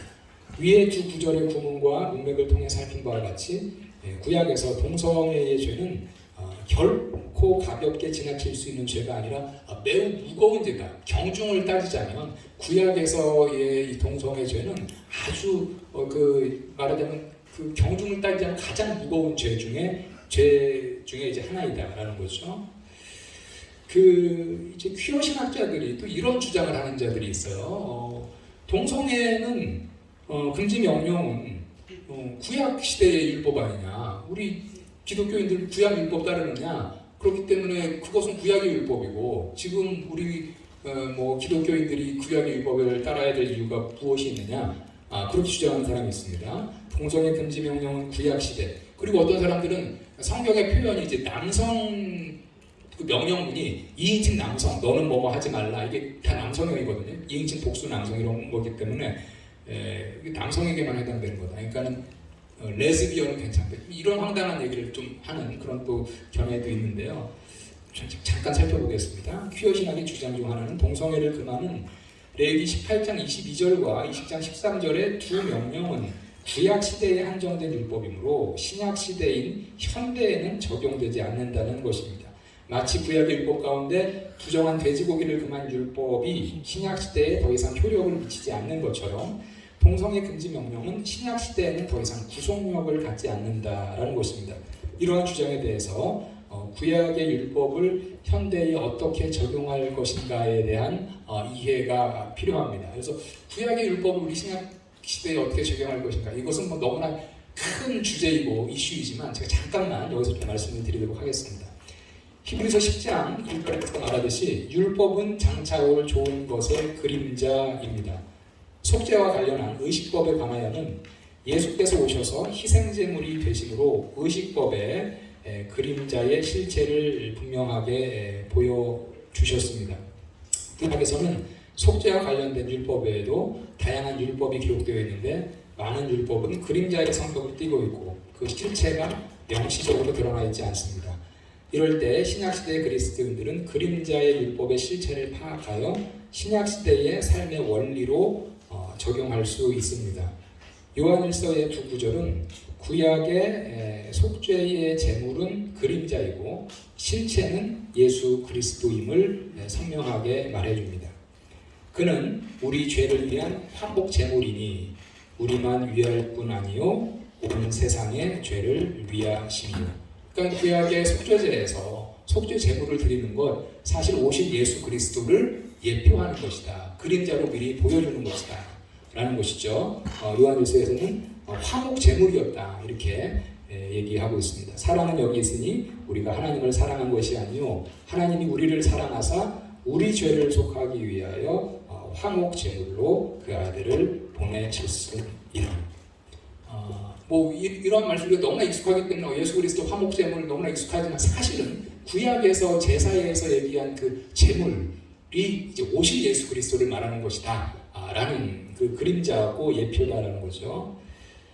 이런 경우도 있습니다. 어떤 경우는 신약 성경에서 율법에 담겨 있는 하나님의 뜻을 직접 설명 혹은 율법과 관련한 하나님의 완전한 뜻을 알려주기도 합니다.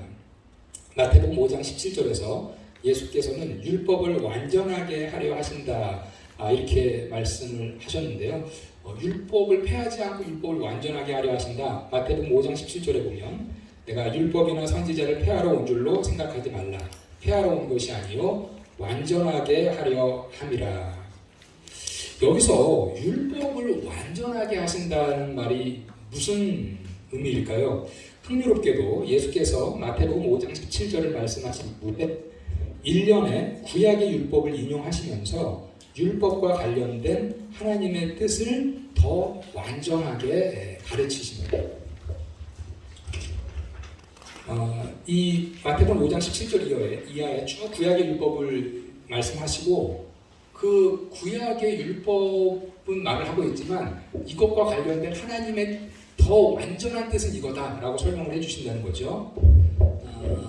예를 들면 옛 사람에게 말한 바 살인하지 말라. 누구든지 살인하면 심판을 받게 되리라 하였다는 것을 너희가 들었으나 나는 너희에게 이르노니 형제에게 노하는 자마다 심판을 받게 되고 형제를 대하여 라가라 하는 자는 공회에 잡혀가게 되고 미련한 놈이라 하는 자는 지옥불에 들어가리라. 27절 28절을 보면요. 또 간음하지 말라 하였다는 것을 너희는 들었으나 나는 너희에게 이르노니 음욕을 품고 여자를 품는 자마다 이미 가능하였느니라. 즉, 이 구약의 율법을 먼저 얘기하고 사실은 이 율법과 관련된 하나님의 온전한 뜻은 사실은 이거다라고 지금 밝혀주는 것. 그것을 이제 폐하려 하는 것이 아니라 온전하게 하려 합니다. 지금 이렇게 얘기하는 거다라는 것입니다. 또 옛사람에게 말한 바 헛맹세를 하지 말고 내 맹세한 것을 굳게 지키라 하였다는 것을 너희가 들었으나 나는 너희에게 이르노니 도무지 맹세하지 말지니 이는 눈으로 이는 이로 갚으라 하였다는 것을 너희가 들었으나 나는 너희에게 이르노니 악한 자를 대적하지 말라. 누구든지 내 오른뺨을 치거든 왼편도 돌려대라. 내 이웃을 사랑하고 내 원수를 미워하라 하였다는 것을 너희가 들었으나 나는 너희에게 이르노니 너희 원수를 사랑하며 너희를 박대하는 자를 위하여 기도하라. 예수께서는 율법을 폐하러 온 것이 아니라 완전케 하러 오셨다고 말씀하셨는데 율법을 완전케 하신다는 것은 율법을 주신 하나님의 완전한 뜻을 밝히는 것이었습니다. 그리고 이제 세 번째 경우는 이런 경우도 있습니다. 구약의 율법을 우리 신약시대에 어떻게 받아들여야 될 것인가. 세 번째는요. 율법이 그림자인 경우가 아니라 구약의 율법이 주어질 때부터 실체로 나타나는 경우가 있습니다. 구약의 율법 중에 도덕법이 이러한 경우라 할 수 있겠습니다. 예컨대 너희는 거룩하라. 이러한 레위기 19장 2절은 구약의 율법이죠. 그렇지만 실체를 탐구해야 하는 그림자로서의 율법이 아니라 실체가 이미 실체로서의 율법이다라는 거예요. 그렇기 때문에 곧바로 신약 시대에도 적용될 수 있는 실체적인 율법이다 이렇게 말할 수 있습니다. 그래서 구약의 이 율법은 가감없이 신약의 성도들이 지켜야 할 신약의 계명으로도 기록이 됩니다. 너희가 순종하는 자식처럼 전에 알지 못할 때에 따르던 너희 사욕을 본받지 말고 오직 너희를 부르신 거룩한 이처럼 너희도 모든 행실에 거룩한 자가 되라. 기록되었을 때 내가 거룩하니 너희도 거룩할지어다 하셨느니라. 그 다음에 레위기 19장 18절에서 내 이웃 사랑하기를 내 자신과 같이 하라 나는 여호와이니라. 이러한 율법도 그림자로 나타나는 것이 아니라 곧바로 실체로 나타난 경우다 이렇게 얘기할 수 있겠습니다.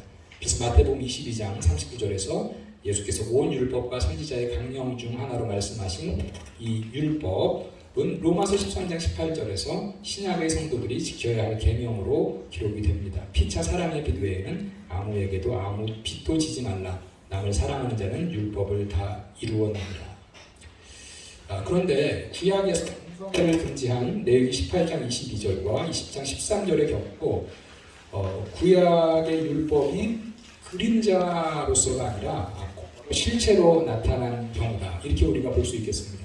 그래서 신약에 우리가 잘 아는 로마서 1장 26절과 27절을 보면 신약에서도 동성애가 죄인 것을 기록을 하고 있습니다. 이 때문에 하나님께서 그들을 부끄러운 욕심에 내버려 두셨으니 곧 그들의 여자들도 순리대로 쓸 것을 바꾸어 영리로 쓰며 그와 같이 남자들도 순리대로 여자 쓰기를 버리고 서로 향하여 음욕이 부릴 듯하되 남자가 남자와 더불어 부끄러운 일을 행하여 그들의 그릇 때문에 상당한 모험을 그들 자신이 받았느니라. 신약에서도 선명하게 얘기하고 있다는 거죠. 어떤 아까 얘기했듯이 구약의 율법이니까 신약은 상관없다 이게 아니다라는 거예요. 신약에서도 이건 선명하게 지금 그들의 잘못 때문에 그릇 때문에 상당한 보험을 그들 자신이 받았다 이렇게 얘기합니다. 퀴어 신학자 데이빗 스튜어트는 레위기 18장 22절과 20장 13절의 동성애 금지 명령이 문자적으로는 모두 남성의 동성애를 언급하고 있기 때문에 여자 동성애자들, 레즈비언은 이 율법의 구속을 받지 않는다고 말하는데 이 또한 적절치 못한 해석입니다. 두 율법에서 모두 남자와 동침하는 것을 언급하고 있지만 이것은 여자와 여자가 동침하는 것은 허용하고 남자와 남자가 동침하는 것은 허용하지 않는다는 것은 당연히 아닙니다. 고대 이스라엘 문화와 문학에서는 일반적으로 전제하듯이 본문의 남성은 남성과 여성을 대표하는 것으로 보는 게 당연히 자연스럽죠. 이런 식으로 이렇게 이것은 남성형이니까는 이것은 남성에게만 해당된다라고 주석하는 경우는요. 자유 좀 리버럴한 학자건 보수적인 학자가 없었어요. 근데 이제 퀴어 신학자는 이렇게 좀 황당하게 주석을 하고 있고요. 참고로 말씀드리면 66권이 상당히 많은 그 퀴어 신학자들이 썼거든요. 그거를. 근데 그 중에서 이제 어떤 학자들은 전공이 구약과 신약 전공인 자들도 있지만 쓴 사람들 중에 많은 부분은 그냥 구약 신약 전공학자가 아니라 일반 목회자라든지 아니면은 조직신학, 실천신학, 그러니까 비전공자들도 그냥 이제 썼기 때문에 상당히 그 학문적인 아카데믹한 그런 전문성은 많이 떨어진다 이렇게 생각을 하시면 되겠습니다. 예컨대 출애굽기 20장 14절에서 제7계명 제가 하나의 예를 썼는데요. 로티느아프입니다. 히브리어로 너는 가늠하지 말라인데 여기에 이제 로는 부정어고요. 티느아프의 이제 동사 나아프는 2인칭 남성 단수형이에요. 그런데 여기에 이제 이 동사가 2인칭 남성형이기 때문에 이 가늠하지 말라는 남편에게만 적용이 되고 여성에게는 적용하지 않는다. 이렇게 해석하는 학자 한 명도 없다라는 거죠. 위에 로마서 1장 26절에서 여자 동성애, 여자들도 순리대로 쓸 것을 바꾸어 영리로 쓰며 분명하게 부끄러운 일로 규정을 하고 있습니다. 여섯 번째, 사사시대의 동성애를 잠깐. 그럼 바로 이어서 우리 식사 방법하고 했는데 그럼 식사는 이 조합 밑에 있지 않습니까? 공간 직원 식당 가셔서 본인 이름을 쓰시고 그냥 식사 보내면 되겠습니다. 그럼 식사하시고 나서 우리 1시 20분부터 강의도 듣겠습니다. 그리고 혹시 가실 때 바깥에 있는 우리 안혜진 목사님이 섬겨주신 떡하고 과일이 있는데 그 지금 가져가시면 되겠습니다. 됐습니다. 식사하고 이따 1시 20분 뵙겠습니다.